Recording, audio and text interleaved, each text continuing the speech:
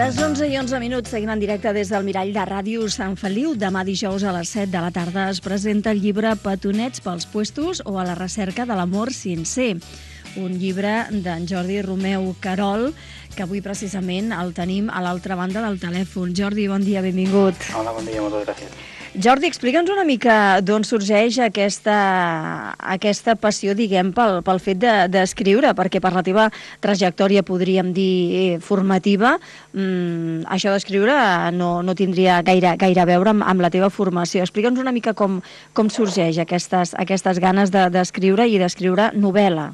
Bé, home, la veritat és que, clar, tu sempre vas a parar, el camí que segueixes no saps mai on et portarà, i en aquest cas és evident que el meu camí ha donat moltes giragonses abans d'arribar a escriure, en aquest cas novel·la, i ha vingut però com una cosa bastant natural, perquè de fet de sempre que m'ha agradat molt llegir, de sempre que he anat escrivint cosetes, durant algunes èpoques més fermament, durant altres no tant, però en general al llarg de la meva vida sempre he llegit molt i m'ha agradat la literatura, i per tant és una cosa que ja més o menys està mig encaminada, i al final va arribar un dia que vaig dir, no, ara sí, ara tinc el temps, ara tinc la necessitat, potser, i llavors vaig començar a escriure.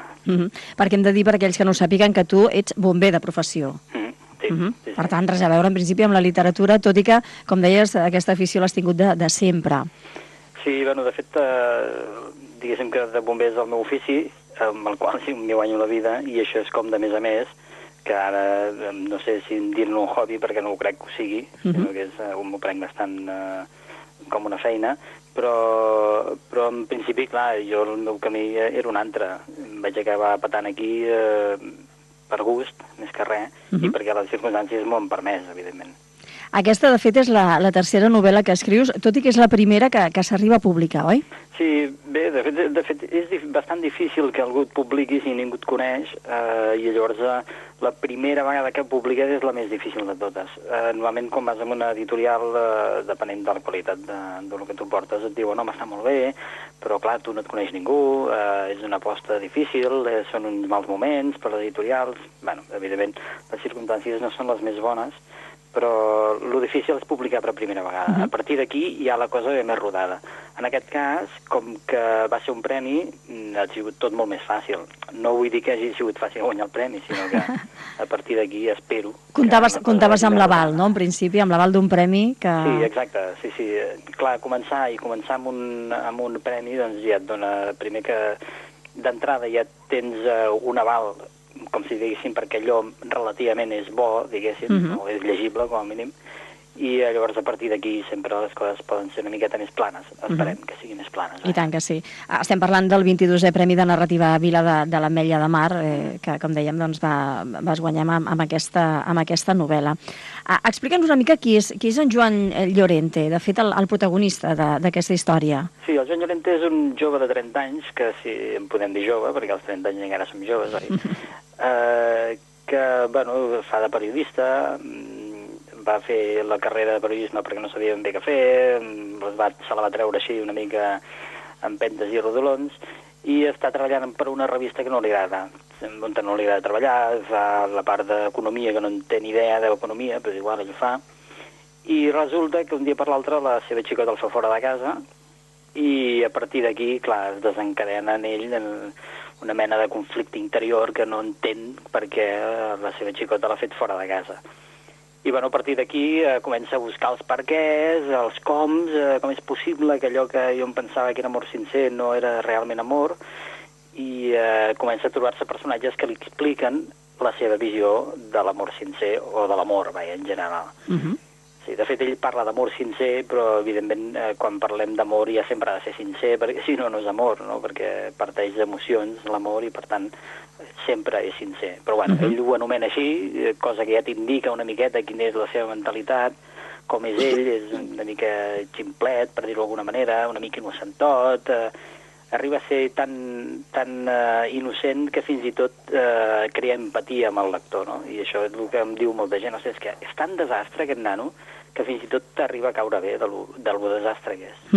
Podríem dir que pràcticament ets coetani amb el protagonista de la història. No sé si també hi ha històries personals de per mig.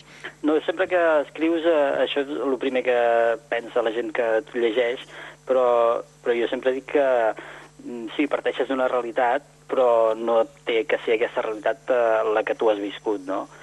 En aquest cas, em sabria molt de greu que jo fos com aquest personatge, perquè, de fet, seria bastant desastre, i no sóc jo. Alguna experiència viscuda hi podria aparèixer? Bueno, depèn com tu ho miris, podria ser, però en cap cas és una autobiografia, ni explico la història de ningú concret, són històries que van apareixent que gairebé tothom s'hi pot veure reflectit en algun moment, en alguna de la història, pot dir, doncs jo conec tal persona que diria això, si li preguntés aquesta cosa, diria això segur. Doncs bé, això pot passar perquè són històries versemblants, diguéssim. Jordi, no sé si finalment el nostre protagonista, en Joan Llorente, a la recerca de l'amor sincer, acaba trobant-lo. No crec que el trobi, sinó que el que fa és imaginar-se què és l'amor sincer. I una miqueta l'objectiu no era tant que trobés què era l'amor sincer, sinó donar una visió de diferents tipus d'amors, o de diferents tipus d'amor sincer en diferents personatges, no? Que el lector pogués veure diferents exemples del que pot ser amor o del que es considera amor. No? És a dir, aquí el que compta és el viatge i no tant el destí. Exacte, sí, ben bé és això. Per ell sí que l'objectiu és el destí, però en realitat per mi no. Per mi l'important era el camí i aquestes històries que es va trobant i donar aquesta amalgama de diferències que hi ha en l'amor. Per tant, l'objectiu era aquest. Jordi, dèiem que Petonets pels puestos o La recerca de l'amor sincer és la tercera novel·la que escrius, la primera que es publica. No sé si aquestes dues, que encara estan al calaix, podrien veure la llum ben aviat. Sí, és molt probable, sí. Almenys una d'elles segur que ben aviat sortirà. De moment encara estem promocionant aquesta, per tant esperarem una miqueta més, però tard o d'hora sortirà.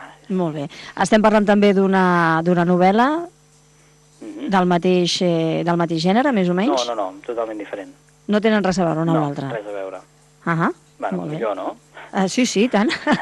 No, també està bé per no caure també en l'encasellament. A mi m'agrada molt com està escrita aquesta novel·la, perquè està escrita amb humor, amb ironia, buscant sempre el doble sentit, no? I això fa que sigui molt amena, que sigui molt divertida de llegir, però clar, això no vol dir que sempre hagi d'escriure igual, i de fet m'agrada escriure de maneres diferents, perquè també és enriquidor per mi. De fet, hi ha qui prefereix encasillar-se en algun gènere concret, digue-li novel·la històrica, novel·la romàntica, i se'l coneix per això. Altra opció és anar variant, està clar. Bé, clar, si tu trobes el filó en algun gènere o en alguna manera d'escriure, evidentment tendiràs sempre a anar cap aquí. Però de moment, si ho puc anar variant, doncs molt millor. M'agrada molt escriure amb humor, amb aquesta ironia, i de fet m'hi trobo molt més còmode que no pas amb coses més serioses. Però això no vol dir que no pugui escriure de l'altra manera, per tant, ja m'agrada anar variant-ho també. I escolta, Jordi, un bomber de professió, quan troba temps per escriure? Home, si el busques el trobes, És qüestió de voluntat. Sí, no és tant la feina el que em treu hores com la família, que a vegades és el que et demana més, no?